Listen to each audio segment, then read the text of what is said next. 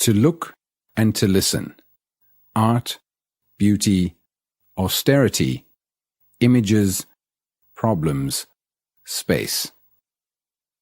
A guarantee for the rest of their lives of continuous emotional satisfaction.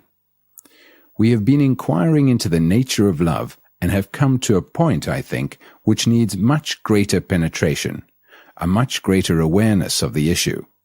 We have discovered that for most people, love means comfort, security, a guarantee for the rest of their lives of continuous emotional satisfaction. Then someone like me comes along and says, "Is that really love?" and questions you and asks you to look inside yourself. And you try not to look because it is very disturbing. You would rather discuss the soul or the political or economic situation, but when you are driven into a corner to look, you realize that what you have always thought of love is not love at all. It is a mutual gratification, a mutual exploitation. When I say love has no tomorrow and no yesterday, or when there is no center, then there is love, it has reality for me but not for you. You may quote it and make it into a formula, but that has no validity. You have to see it for yourself. But to do so, there must be freedom to look, freedom from all condemnation, all judgment, all agreeing or disagreeing. Now, to look is one of the most difficult things in life, or to listen. To look and listen are the same. If your eyes are blinded with your worries, you cannot see the beauty of the sunset. Most of us have lost touch with nature. Civilization is tending more and more towards large cities. We are becoming more and more an urban people, living in crowded apartments and having very little space even to look at the sky of an evening and morning. And therefore we are losing touch with a great deal of beauty. I don't know if you have noticed how few of us look at a sunrise or a sunset or the moonlight or the reflection of light on water. Having lost touch with nature, we naturally tend to develop intellectual capacities. We read a great many books, go to a great many museums and concerts, watch television and have many other entertainments. We quote endlessly from other people's ideas and think and talk a great deal about art. Why is it that we depend so much upon art? Is it a form of escape, of stimulation?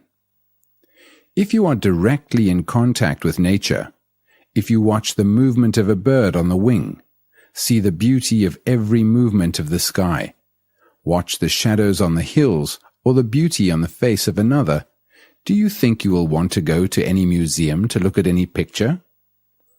Perhaps it is because you do not know how to look at all the things about you that you resort to some form of drug to stimulate you to see better.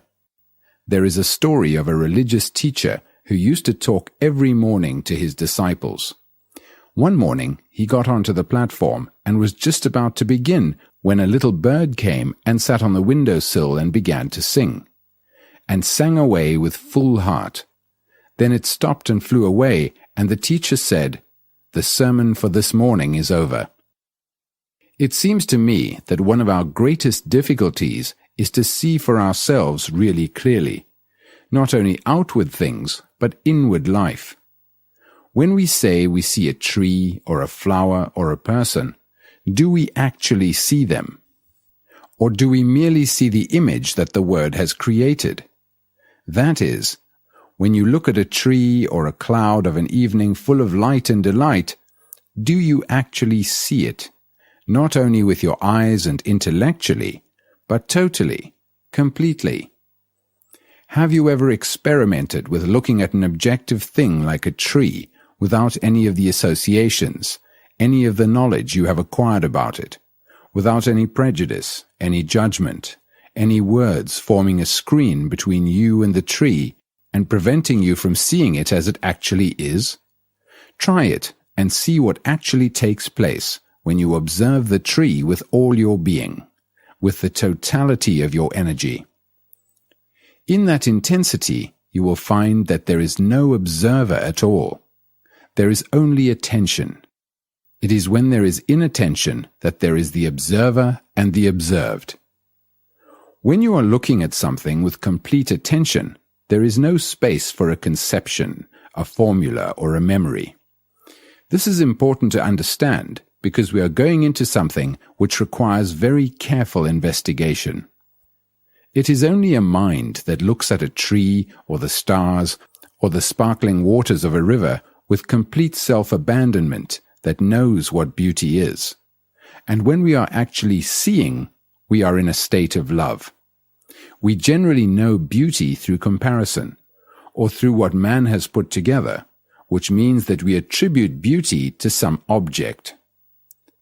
I see what I consider to be a beautiful building, and by that beauty I appreciate because of my knowledge of architecture and by comparing it with other buildings I have seen. But now I am asking myself, is there a beauty without object? When there is an observer who is the sensor, the experiencer, the thinker, there is no beauty because beauty is something external, something the observer looks at and judges. But when there is no observer, and this demands a great deal of meditation, of inquiry, then there is beauty without the object. Beauty lies in the total abandonment of the observer and the observed, and there can be self-abandonment only when there is total austerity. Not the austerity of the priest, with its harshness, its sanctions, rules, and obedience, not austerity in clothes, ideas, food, and behavior, but the austerity of being totally simple, which is complete humility. Then there is no achieving, no ladder to climb. There is only the first step, and the first step is the everlasting step. Say you are walking by yourself or with somebody and you have stopped talking. You are surrounded by nature and there is no dog barking, no noise of a car passing or even the flutter of a bird. You are completely silent, and nature around you is also wholly silent. In that state of silence, both in the observer and the observed, when the observer is not translating what he observes into thought, in that silence there is a different quality of beauty. There is neither nature nor the observer. There is the state of mind, wholly, completely alone. It is alone, not in isolation, alone in stillness, and that stillness is beauty. When you love, is there an observer? There is an observer only when love is desire and pleasure. When desire and pleasure are not associated with love, then love is intense. It is, like beauty, something totally new every day. As I have said, it has no yesterday and no tomorrow. It is only when we see without any preconception, any image, that we are able to be in direct contact with anything in life. All our relationships are really imaginary, that is, based on an image formed by thought. If I have an image about you, and you have an image about me, naturally we don't see each other at all as we actually are.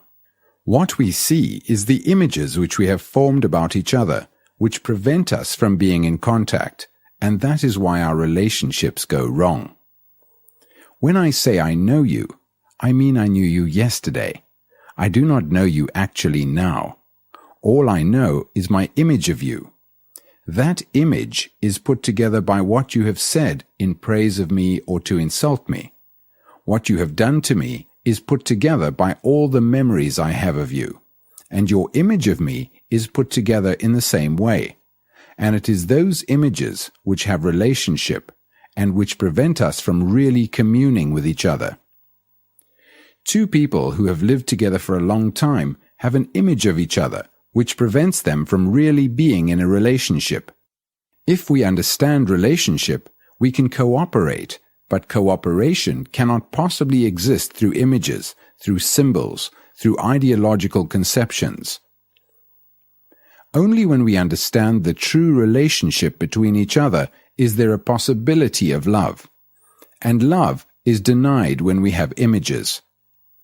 Therefore, it is important to understand, not intellectually but actually in your daily life, how you have built images about your wife, your husband, your neighbor, your child, your country, your leaders, your politicians, your gods. You have nothing but images. These images create the space between you and what you observe, and in that space there is conflict. So what we are going to find out now together is whether it is possible to be free of the space we create, not only outside ourselves, but in ourselves, the space which divides people in all their relationships. Now, the very attention you give to a problem is the energy that solves that problem. When you give your complete attention, I mean with everything in you, there is no observer at all.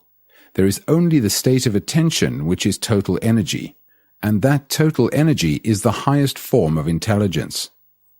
Naturally, that state of mind must be completely silent, and that silence, that stillness, comes when there is total attention, not disciplined stillness. That total silence in which there is neither the observer nor the thing observed is the highest form of a religious mind. But what takes place in that state cannot be put into words, because what is said in words is not the fact. To find out for yourself, you have to go through it. Every problem is related to every other problem, so that if you can solve one problem completely, it does not matter what it is. It does not matter what it is. You will see that you are able to meet all other problems easily and resolve them. We are talking, of course, of psychological problems. We have already seen that a problem exists only in time. That is, when we meet the issue completely. So not only must we be aware of the nature and structure of the problem and see it completely, but meet it as it arises and resolve it immediately so that it does not take root in your mind. If one allows a problem to endure for a month or a day, or even for a few minutes, it distorts the mind. If one allows a problem to endure for a month or a day, or even for a few minutes, it distorts the mind. So, it is possible to meet a problem immediately without any distortion, and be immediately completely free of it and not allow a memory, a scratch on the mind to remain? So is it possible to meet a problem immediately without any distortion and be immediately completely free of it and not allow a memory, a scratch on the mind to remain? These memories are the images we carry about with us, and it is these images which meet this extraordinary thing called life, and therefore there is a contradiction and hence conflict. Life is very real. Life is not an abstraction, and when you meet it with images, there are problems. Is it possible to meet every issue without this space-time interval, without the gap between oneself and the thing of which one is afraid? It is possible only when the observer has no continuity. The observer who is the builder of the image, the observer who is a collection of memories and ideas, who is a bundle of abstractions. When you look at the stars, there is you who are looking at the stars in the sky. The sky is flooded with brilliant stars. There is cool air, and there is you, the observer, the experiencer, the thinker, you with your aching heart, you, the center, creating space. You will never understand about the space between yourself and the stars, yourself and your wife or husband or friend, because you have never looked without the image, and that is why you do not know what beauty is or what love is. You talk about it, you write about it, but you have never known it except perhaps at rare intervals of self-abandonment. So long as there is a center creating space around itself, there is neither love nor beauty. When there is no center and no circumference, then there is love. And when you love, you are beauty. When you look at a face opposite, you are looking from a center, and the center creates the space between person, and that is why our lives are so empty and callous. You cannot cultivate love or beauty. nor can you invent truth. But if you are all the time aware of what you are doing, you can cultivate awareness, and out of that awareness, you will begin to see the nature of pleasure, desire, and sorrow, and the utter loneliness and boredom of man. And then you will begin to come upon that thing called the space. When there is space between you and the object you are observing, you will know there is no love. And without love, however hard you try to reform the world, or bring about a new social order, or however much you talk about improvements, you will only create agony. So, it is up to you. There is no leader, there is no teacher, there is nobody to tell you what to do. You are alone in this mad, brutal world.